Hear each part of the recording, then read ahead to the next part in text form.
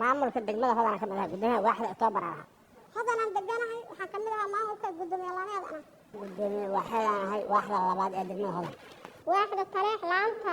afaraad ee danaane waa maalmo kala miiran iyo kala gurasho ah waxaana ida shabaabnimo loo haystaa kuwii qaranka u ahaa adeegayaasha walibana lahaa gacanta hoose xiriirka shacabka iyo darisaynta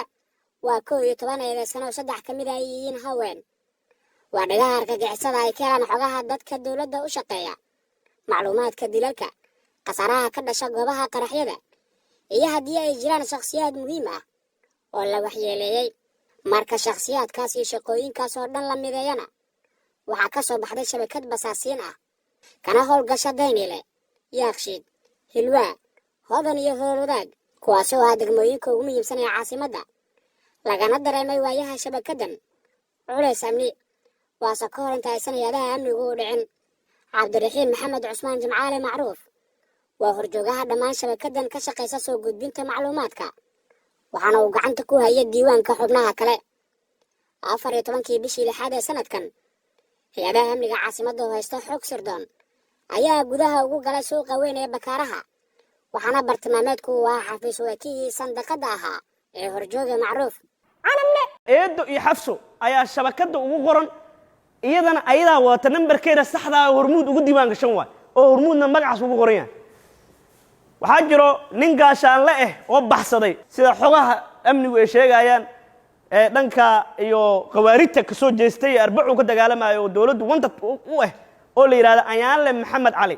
waa gaashaanle ka tirsan saldhigga booliiska Hodan ninkaas waa u baxsaday markii uu maqlay in shabakadii la qabtay shabakadan markii la qabtay oo la maqlay in shabakadii la qabto baaritaan u socdo hay'adaha amniga wax baarayaan ayuu baxsaday una baxsaday qawaariti ileen qawaariju ahay qawaarij oo ku dhex jirta dawladdu ahay waa kana ninkan sidaad ogtihiin waa ninkii baxsaday nambarkiisa waxa ku sayf garaysan ina haddaad aragto muga shakinaysid Ayaanle maxaa yeelay Ayaanle waa nin booliisa ba uga shakinaysid laakiin nambarkana u sayf garaysan waxa laga helay kombiyuutarka eedeysanaha koowaad ee Macruuf shabakadu kamid ahaa asagana saldhigaas Hodan waa nin gaashaala saldhigaas Hodan ayuu ka tirsanaa wuxuu soo gudbin jiray macluumaadka saldhiga Hodan Shariif Nuur Cali Awliyo isna waa wakiilkii degmada Hodan ahaana xiriiryaha shabakada shabaabka ay ku milantay maamulka degmada Hodan waxaana uu fadhigan ku wajahay eeda ay ka mid yihiin xog ka gudbinta qaraxii Zoobe 2 tilmaamta shaqaalaha degmada Hodan qarax mino oo la eegtay taliyaha degmada Hodan iyo abaabulka dilka muwaadin lagu magacaabi jiray Mahad Maxamed Cali Jibriil Cabdullaahi Sheekha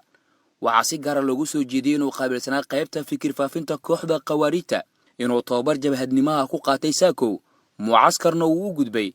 iyo inuu hadda ka mid ahaa basaasiinta magaalada Muqdisho uga howlgasha nabadiidka Cabdi Cali Cibaar Wardheere tabliiqa saaxiibadiisa shabakada ayuu la wadaagaa ka tirsanaashiyaha qaybta soo gudbinta macluumaadka gaar ahaan tan deegaanka Daarusalaam iyo xaafadda Carafaad waana tabliiq marna waa ahlu quruuj marka kalena ka shaqeeya gudbinta xogta qaraxyada iyo dilalka Canab Xuseen Cumar Fiidow ayaa iyana loo maxkamadeeyay inay shaqo basaasa ka qabatay degmada Hodan iyo xarunta xisbiga sidoo kalena ay baraha bulshada ka taageerto kooxda Al-Shabaab isla markaana ay gaaliisay xildhibaan ka tirsan golaha shacabka ee baarlamaanka Jamhuuriyadda Federaalka Soomaaliya Xidigle Xooga Cawil Jaamac Cabdulle Xiirey gudoomiyihii laanta shanaad ee midnimo waaxda October ee degmada Hodan Raxma Cabdishakuur Cali Muumin Sandheer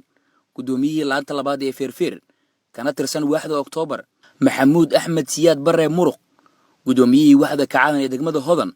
Sharmaake Muuse Ismaaciil Caraale gudoomiye ku-xigeenkii waaxda Kacaan ee degmada Hodan ahaana gudoomiyaha isboortiska waaxda Asiili Maxamed Dhiciso Farax gudoomiye laameedkii waaxda Taleex kuna magacaawaneed laanta afraad ee Albarako iyo Xasan Maxamed Ibraahin Xasan Kacaan oo ahaa gudoomiyaha waaxda Kacaan ee degmada Hodan gaar ahaan laanta afraad ee Abuukar Goyle dhamaantood ayaa ka sinaa eedda xeer ilaalinta oo ahayd inay qaabilsanayeen qaybta basaasnimada ee maamulka degmada Hodan ku-xigeenka xeer ilaaliyaha guud ee ciidamada qalabka sida Cabdi Casiis Cusmaan Farax ayaa garsoorka weydiisay in eedeysanayaashan lagu ciqaabo qodobada sharciga ah ay ku soo eedeeyeen eedeysanaha koowaad waxaan maxkamadda u soo bandhignay meeshii laga soo qabtay nooca kombiyuutar isticmaalaya listiga ku jiro kombiyuutarkiisa waxaani la yaab ilu naqatay kombiyuutar uu gatay xog hore ku jirto waa leey xog hore kombiyuutar aad gadanayso xogta aad ku kaysanayso oo suuqa baqaare inta u geys aad ku gadanay maxay tahay waa wax marsiyada aan aqliga galaynin qofka caadiga la dhacsiin karo macna kombiyuutarka asaa iska lahay xafiiskiisa u yaal oo ka taas kala hadlay xafiiskiisa ayuu u yaalay kombiyuutar xafiiskiisa u yaalo oo ku shaqeeyo oo loogu tago waay waxa marka la rabaa in la isqabadsiyo shabakadaas ay isku qabsanaysaa shabakadan waxay isku qabsanaysaa kombiyuutarkan waa kombiyuutarkii madaxda istiqbaaraadka kooxda al-shabaab ee qawaaridta looga maamulayo waay ninka haayo xogta dhan ee ka howlgasha degmooyinka soo sheegno dhan oo cadeeyay maanta soo bandhigeen waayo kombiyuutarka loogu shaqeeyayo lambarada ku save gareysana sheegayo isma yaqaanaan laakiin ayagu waxay yaqaanaan Siciid Sulsul iyo Farxaan Lugu Dheere ninka laakiin waxa waaye nin u shaqeeya ragaas waay xogta loo soo diraa waa u galshaa waa la socdaa madaxa dilalku la wadaagi jiray waa sheegnay in la yiraahdo Caliyaro la wadaagi jiray mudane gudoomiye garsoore maxkamad sharafta leh maxkamadda waxaan la wadaagnay aan soo bandhignay listigaas dadka uu asiga hay kombiyuutarkiisa qiraalka qaabkee loo qoraa qiraalka garsoora ka qoraayo waxa uu ogoliyo ku qoraa waxa uusan ogoleenna ka qori maayo eedaysanaha koowaad marka waxaan ku soo eedeynay qodobka 6 faqradiisa labaad in al-shabaab la noqdo waxaa ka mid ah hal qof aad dhahdo oo dawladda ka tirsano intuu maraayay waa kana aad dhahdo u tilmaamta ka mid saasaab shabaab ku tahay shabaabku ma meel dheer laga raadi macna shabaabku ma intuu bar loo qaadanayo ma macna waxaan soo sheegnay in lacagta uu qaadanayo ma cadadna ay ahayd oo lacag $350 ay ahayd sidoo kale kirada in laga bixin jiray gurigiisa kirada laga bixin jiray marka eedaysanaha koowaad qodobadan ku soo eedeynay oo qodobka 6 faqradiisa labaad 15aad 17aad 18aad 21aad 28aad all of them waa ogol maxkamaddu waxaan ka cusanaynaa waa qatar caliima eedaysanaha koowaad madal gudoomiye waxaan cusanaynaa in eedaysanaha koowaad qodobadan ku soo eedeynay ee ku xukunto eedaysanaha labaad waa uu ka daran yahay eedaysanaha koowaad waxa ka darnaashaas keenayo waa nin dawladnimada wax ka yaqaan waa nin waa nin dawladdii ku shaqeynay waa nin aan bal laga fili karin markaad fiiriso oo ka hor imaado nin aadan ka fili karin oo nimankaas la shaqeeyo balse waxa uu qiraal yahay inuu sheegi jiray qaraxyadii ummadda lagu xasuuq soobaad aragtay ummadda si loogu xasuuq oo cunuga yarka oo hooyadiis la waayay oo askari yarka haram cad oo wado aad aragteen nimankii xasuuqay nimankii u sheegay qaraxaas wixii ka dhashay taliya dhintay hebela dhintay degmada inta laga soo galay inta ka dhacday qaraxaas dhacday kana dhacday ninka dhahayo waana fiiri waa gudoomiye waaxid dhibaatada waxa waaye qof shacbi iska yaacto waa ka dambi yaraana asoo yaqaan xeerarka ka yaalo nimankaas xeerka dagaalka maxaa loo keen in nimankaas lagu afjaro oo la baabaasho ninkii markuu adeegaya sigana xeeraa laga dajiyay qodobadan ku soo eedeynay si toos ayuu galaya waa qodobka 6 faqradiisa labaad qodobka 15aad 18aad 21aad 25aad all of them ayuu galaya waxaan rabaa eedaysanaha saddexaad in uu gudbo eedaysanaha saddexaad shirkadii Nationalka uu shaqeynaayo uu ka tagay wuxuu u tagay inuu naqdo jabhad ummadda baabaasho oo degmooyinka Muqdisho dhan ku dhufo ka dhaqaaq ka sameey inuu noqdo ayuu u tagay saa 170 qofood kula soo tababartay waliba waa uu diiday inuu sirdoon noqdo ninkaas waa waxyaabaha cajiibka wuxuu leeyahay ummaddan inaan baabaasho rabo ummadda wax kale ma rabo aniga mudane gudoomiye garsoore maxkamadda sharafta leh erayga marka aad fiiriso ayaga dhan fiiri macruuf awliyo sheekh waxa waay magacyo aad qalbiga ku qabo waay marka aragto waa laakiin waa wada qatar cadiima marka mudane gudoomiye Jibriil oo sheekha loo yaqaano jabhadnimo ayuu doortay ee sirdoona u soo baxay marka maxkamaddu waxaan ka cusanaynaa qodobada aan ku soo eedeeno qodobka 6 faqradiisa labaad iyo 3aad waa uu soo tababartay ninkaas 4 bilood oo tababar ku jiray qodobka faqradiisa 3aad waxay sheegaysaa qofkii ka mid noqda ee tababarta marka qodobka 15aad abaabulkaas oo rabi waa nin u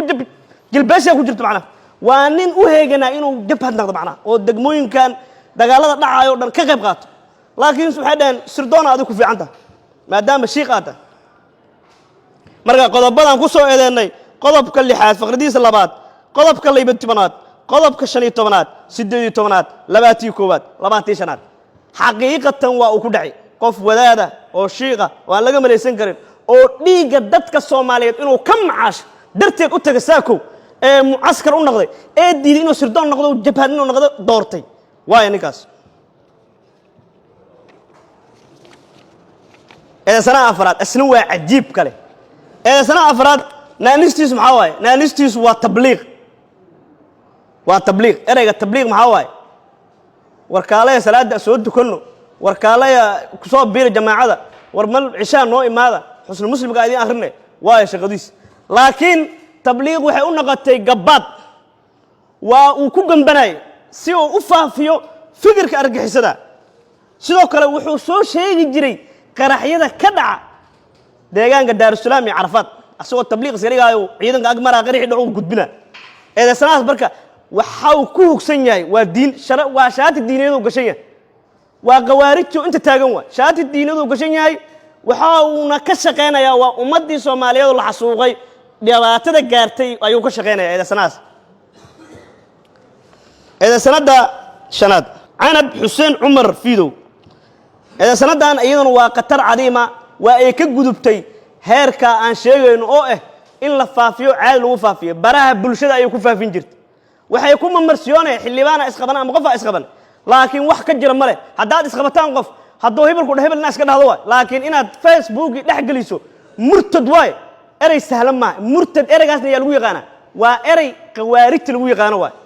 ma ahan eray qof muslim oo qof Soomaali oo caadi lagu yaqaan ma mudan gudoomiye garsoorayaal maxkamadda sharafta leh iyadana qodobadii waxyaabahaas ka dhigan Facebook wax la iskaga qoro waa sheegaas moral iska daba yimid ma jirto waxaad qorayso waa inaad ka fiirsataa waa murtad wax sahlan ma marka qodobadan ku soo eedano ee qodobka 6aad faqradiisa labaad qodobka 12aad 13aad 15aad 18aad 21aad 28aad xeerka la dagaalanka argixisada in lagu qadan codsanayna maxkamadda ee sanayaasha 6aad 7aad 9aad waxaan codsanaynaa maxkamadda qodobadii aan ku soo eedeynay waa ay guud galeen qodobada aan ku soo eedeynay oo ay qodobka 6aad faqradiisa labaad 18aad 21aad 25aad xeerka dagaalanka argixisada caadi ay u galeen waxaan soo sheegnay inay basaasin yihiin ee sanad oo toddobaad oo kale gabar la yiraahdo raxmo waaye raxmo walaashay ay soo wacday leedahay waxaana keenay oo baari u gudbiyay xiriirka ka dhaxeeyo nambarada waxa aan caadi ahayn waxa ku jirto shabakad hadda koor aan maxkamadeynay oo ka howlgal jirtay Hilwaay shabakadaas nin la yiraahdo Guuleed iyo Cabdirasaaq ayaa nambaradii laga helay shabakadaas aan xukunno hadda xabsi ugu jirto shabakadaas nambarada laga helay waa ayadan waa qatar cadiima maxkamaddu waa inay u indhal aata meeshaas oo si fiican u fiirisa maxkamaddu qodobadan ku soo eedeena ayadan waxa ku xukunto sanayaashan kalena waa la mid maadaama waqtigu nahaayo waxaan codsanaynaa in qodobadii aan ku soo eedeynay oo qodobka 6aad faqradiisa labaad 18aad 21aad 25aad inay ku qaado sanada 10aad sanada 10aad iyo sanada 11aad maxkamaddu iyadoo go'aan ka gaartay maxkamaddu ma santaa 13 qaran oo ay kamid ahaayeen Xalane Taakow Carab Warsame Isaaq Maxamed Xasan iyo kuwa kale ayaa la gol yimid dooda difaaca muwakkiliintooda eedeysanaha koowaad lagu tilmaamay in uu yahay businessman suuqa bakaaraha laga soo qabtay waa sax sababtu waxay tahay wuxuu soo qaatay maadada la dhaho batch wuxuu haystaa la dhaho business administration marka business administration qof haysto oo shahaado ka soo qaatay jaamacad kamid ah jaamacadaha Muqdisho intuu tagaa suuqa bakaaraha xafiiska furana muxuu ahaa salisow ahaa wuxuu gadaayay badeecada suuqa taalo iibgeynteeda loo keenay marketing uu sameeyay waa aqoon uu soo qaatay iyo maado uu ku soo taqasusay maxkamadda horteeda marka mar hadii aanan la keenin wixii la isticmaalay ama aan la keenin qalab ama aan la keenin cid inta inay timaado ay dhahdo anigoo ila hadlay cid dhaheesa hadaysan jirin anoo ila hadlay anigoo waxaas ugu sameeyay anigoo saas yeelay aniga dhibana u ah hadaysan jirin xurriyadooda waxa waaye dastuuriga ahay meel looga dhacay ee tii xuquuqda bini aadanka waxay la mid yihiin dadka hoolkan maanta fadhiyo ayay la mid yihiin oo madaxa bannaan ee aanan waxba loo dhimin maadaama ay tahay haddii la fiiriyo caa'ila ahaan qoys ahaan qof mataqaanaa hooyo ah oo caruur aabba la'aan ma ahan laakiin aabbahood ay kala tageen korsata aan heli karin xataa jaaniska noocaas ah oo Facebook iyo dagaal ay ku gasho waxaan rajaynayaa intaasoo isbiirsaday ayadoo la isku kabaayo oo la isku geynayo in ay natiijadeedu noqoto carab oo xorriyaddeedii hesho mudane guddoomiye maxkamadda sharafta leh 4 sababood dartood muwakiladaydu eedda loo soo sheegay ma laha kow qiraal ma aha oo sida dadka kaleeto oo la sheegay in qiraalka laga qoray qiraalkaasi inuu sax yahay in kale ay iska difaaci doonaan kuma jirto ayada dadka qiraalka laga qoray kuma jirto oo garsoorka uu qiraalka qoray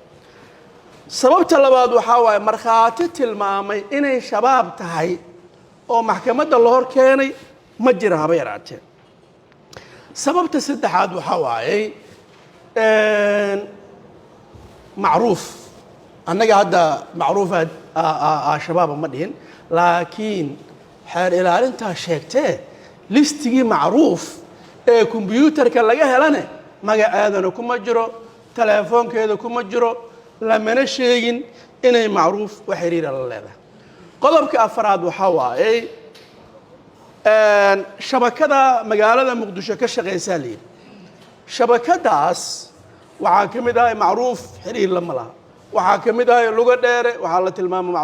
xiriir lama laha layidhi waxaa ka mid ahay nin la yidhaha saciid zulzul wax xiriira lama laha layidhi marka shabakadina haddayna xiriir la lahayn kombiyuutarkiina aan laga helin ma jirto haba yaraatee meel lagala xiriiri kara eedaa ma jirto waxa loo heestana waxaa waaye macluumaadaa gudbisay shabakadii macluumaadkane taleefonadeeda lagama helin waxaan codsanaynaa in muwakiladayda loo soo celiyo xurriyaddeeda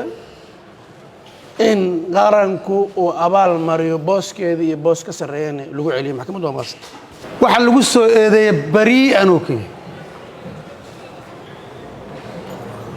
barii'an uu ka yahay hal shay oo maxkamadda horteeda la keenay oo lagu caddeeyey male waxaan maanta ka horreeyey wixii xorriyaddiisa ku waayay tuhun bay ahayn maanta tuhunka waa baxay maxkamadda sharafta leh muwakilkayga si waafaqsan qodobka 122 xeerka habka ciqaabta Soomaaliyeed in xorriyaddiisa si mudlaqa maantaba loo celiyo wixii gaarayna laga raali geliyo ninka saddexaad oo afaraad oo soo gudba waxa waaye Cabdi Cali Cibaar ninkaas waa nin miskiin oo tabliiq oo midda kale macluumaad gudbisaa la leeyahay wax natiijo ka dhashana lama hayo waxaa kaloo sidoo kale la leeyahay waa nin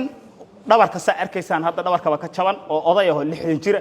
sabab maanta uu maanta ugu biiro ururo gaaran ama dad dhibaateeyna ma jirto wax hadda dhahayo oo dhib khaas u haysto dhahayo annaga dhibkaas naga galana mudana gudoomiye ma jirto marka soo duuduuba saddexda qof oo aniga qareenka u ahay dhibana khaas ah oo ay dambi ka galeen mudana gudoomiye ma jirto qaranka dambi ay ka galeen oo la dhahayo 1 2 3 oo qaranka ay ka galeen oo la taaban karana wax niyad la niyeysto marka laga reebo mudana gudoomiye ma jiraan إلهي وحول إن الله يأمركم بالعدل إن الله يأمركم أن تؤدوا الأمانات إلى أهلها وإذا حكمتم بين الناس أن تحكموا بالعدل أنه وحنا عصرنا مدنا قدومي أن تحكموا بالعدل عدالة عصرنا نمكاس وح الله يستمجره حرية إن السيو محكمتنا آدي وما حسنتاي وحن محكمة شرفت لك عدسنا يا أنون ديريهين أصيل والحدنجر جيران أو سكر قبته intaasoo biloodna xiriiday waxaan maxkamadda sharafta la ka codsanayaa in xurnimadeey loo celiyo maxkamaddu waa mahadsantahay gudoomiye garsoorayaal waxaan rabaa aniga si gooniya maadaama kiiska muwakilkaygu uu ka duwan yahay kiisaska kaleba oo wax un xataa caddan oo aan la sheegaynin inaan gabagaba loo gudbino si waafaqsan qodobka 115 dacwadan maxkamadda ay qaraarka soo saarto maxkamadda sharafta lana way mahadsantahay waxaan rabaa mudane gudoomiye 2021 arrin dhacdaa jirta arrintaas waxay tahay gudoomiyaha laanta shanaad ee waaxda Oktoobar waaye 2021 dariseena la sameeyay waxaa dariseenta loo sameeyay dadka degan laanta oo la yidhi qof aan la garanaynin lagama kirey karo guri soo ma degi karo waa in xogtiisa lala soo wadaagaa guddoomiyaha laanta waxaa amray arrintaas iyada cawilaa amray dadka xaafadda ma jiro qof guri kireeyey ilaa isaga loo keeno la taskiyeeyo qof yaqaano la keeno oo la helo sidaasuu ku degaya qofka noocaasa hadduu al-shabaab la shaqaynayo shaqadaasuu marka horeba dayaci lahaa u dhihi lahay ciddii wax kiraysanaysa ha kiraysata gurigeeda ayadaa iska leh laakiin maya si aanan loo soo gelin degmada gaar ahaan laanta isaga uu ka taliyo ayuu wuxuu ku yidhi ma jirto cid guri kirayn karto arrintaas markay dhacday mudane guddoomiye garsoorayaal maxkamadda sharafka leh caqabadaa nimankii iyaga ahaa soo wajahday qof aan la garanaynin guri waa laga kiraysan waaye arrintaas iyadaa waxay keentay in laanta dadku ay isu sheegaan handadaadaa ku bilaabatay muwakilkayga cawil maadaama uu soo ciriiriyey jiritaanka dadkaas soona koobay waxaa handadaad kaga timid taleefoonnaa soo wacay nin la dhahaya waa shabaab aniga hebelaan nahay waa ku ogahay meeshaasaa joogtaa arrintaasaa bilowda ayaantaan annagaa naga soo horjeedaa haddaanan u dhimanin arrintaas iyada ah adaa arki doona cagaha dhulka loogu dhuftay nasiib darro arrintaas markay dhacday kadib waxay ahayd xafiiska xeerlaalinta inay ninkaas la handaday ee handadaadooda aanan qaadan oo ilaa hadda guddoomiye laameedka sidii degmada weli dhaqankii uu ka bilaabay ka socdo in shabaab waa la yidhahdo maahane in bilad la guddoonsiiyey ahayd laakiin waxaa dhacda in la yidhahdo shabaabaa ta mudane guddoomiye haddii dadkaas sidaas la yeelay oo la soo koobay waxaa dhacday eedaysanahana la soo wacay eedaysanaha wuxuu sameeyey arrin muhiim ah oo ay ka suuro gasho qof sharci yaqaano oo keliya waa maxay si waafaqsan qodobka 17 xeerka habka ciqaabta Soomaaliya wuxuu sameeyey maadaama la soo handaday faldambiyeed ay tahay handadaada shabaab soo handaday ama ha iska dhigo shabaab waxaa jiri kara mararka qaar qof shabaab iska dhigayo dhahayo meesha joogto ku jeednay waa lagu dilay wax dhaqan Soomaalida annaga magaalada Muqdisho ku nool waxaas waa laga daalay dadku way ka daaleen ama shabaabkii saxda ah ahaado ilaa hadda ma yaqaano cid ay tahay wuxuu sameeyey CID oo tagay aadan koonto nin la yidhaahdo oo sargaal boolis ah uu u sheegay arrintaas oobigaa loo gelshay waa laga qoray wuu tagay wuxuu yidhi waa degmadii laanteedii ayaa dhibaato marka hore wuxuu u sheegay guddoomiyaha wuxuu u sheegay waaxdiisu u sheegay qiraalkiisay ku qoran tahay asagoo dhahaayo cawilaa ii sheegay inay shabaab soo waceen suu ku ogaaday annagaa u geynay riboodka ruuxanaan taleefonkaa nagala handadaa dadaana soo wacay nambaradaana soo wacay kadib wuxuu ku yidhi u sheeg hay-adaha amniga wuu soo baxay CID uu tegey wuu u sheegay arrimahaas oo dhan oo laisku soo xeeriyey dadaalkaas faraha badan muwakilkayga uu sameeyey nafurnimadii hore uu sameeyey waxay sheegaysaa dhammaan in muwakilkayga uunan ahayn uunan gelin qodobada lagu soo eedeeyey sidaa darteed waxaan maxkamadda sharafta leh ee darajada koowaad ee ciidamada qalabka sida anoo ah qareenkii cawil jaamac ka codsanayaa in dib xorriyadiisa ay u siiso ugu dambeynna guddoomiyaha maxkamadda darajada koowaad ee ciidamada qalabka sida gaashaano sare xasan cali nuur shuute ayaa fadhiga maxkamadda soo xiray dhagaysiga garmaqalka dhanka ka ahaa 11 eedeysan ee maxkamadda hortaagan intaas ayuu ku dhan yahay maxkamadda ayaa go'aan ka soo saaraysa fadhiga waa loo xiray